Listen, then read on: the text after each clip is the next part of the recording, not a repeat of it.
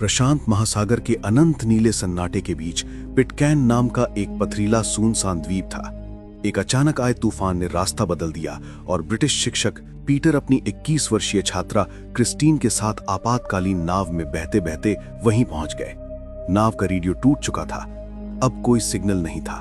लहरें इतनी उग्र कि वापस लौटने का सवाल ही नहीं उठता था।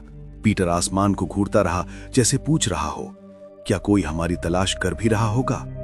द्वीप पर कदम रखते ही दोनों को महसूस हुआ कि ये जगह शायद किसी मानचित्र पर हो, लेकिन हकीकत में दुनिया से बिल्कुल कटी हुई लग रही थी। कोई इंसानी आवाज नहीं, कोई नाव नहीं, बस हवा और समुद्र की गूंज। दोनों ने एक दूसरे की ओर देखा और मन में एक ही सवाल उभरा, क्या किसी को यह भी पता है कि हम इस दुनिया में जिंदा हैं या नहीं? द्वीप बिल्कुल ठहरा हुआ सा था। चारों तरफ बस तेज हवा का शोर और दूर से आती समुद्र की भारी गर्जना। न कोई रास्ता, न झोपड़ी, न नाव, कोई भी निशानी नहीं कि यहां कभी इंसान रहा हो। पीटर ने चारों ओर नजर दौड़ाई, लेकिन हर दिशा में काली चट्टानें और सूखी झाड़ियां ही थीं। क्रिस्टीन ने धीमे से पूछा, क्या यहां कोई रहता भी है? पीटर ने कुछ देर सुनने के बाद कहा, कुछ भी नहीं। दिन ढला, सूरज समुद्र में उतर गया और अंधेरा पूरे द्वीप को निगलने लगा। दोनों उम्मीद करते रहे कि रात होने से पहले कहीं दूर कोई रोशनी दिखेगी, लेकिन नहीं। रात गहराती चली गई और जवाब वहीं रहा कि ये द्वीप सच में निर्जन लगता था। चट्टानों के बीच उन्हें लावा टनल जैसी लंबी ठंडी गुफाएं मिली।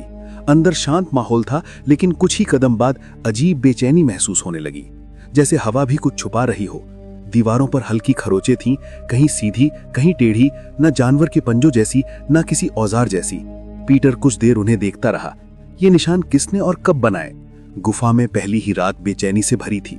असली कठिनाई दूसरी और तीसरी रात में आई। बाहर समुद्री हवाएं चट्टानों से टकराकर ऐसी आवाजें बना रही थीं मानो कोई भारी चीज घसीट रहा हो।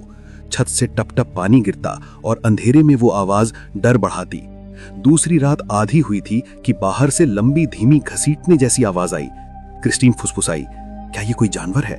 पीटर सुनता रहा, शायद, लेकिन दोनों बाहर झांकने की हिम्मत नहीं कर पाए। तीसरी रात तक नींद लगभग खत्म हो चुकी थी।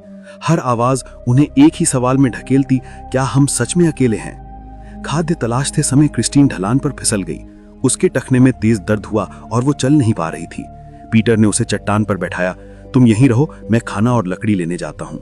जब वो बाद में लौटा तो चट्टान के नीचे गीली रेत पर उसके पैरों जैसे कुछ निशान दिखे, गोल, छोटे, इंसानी पैरों जैसे नहीं।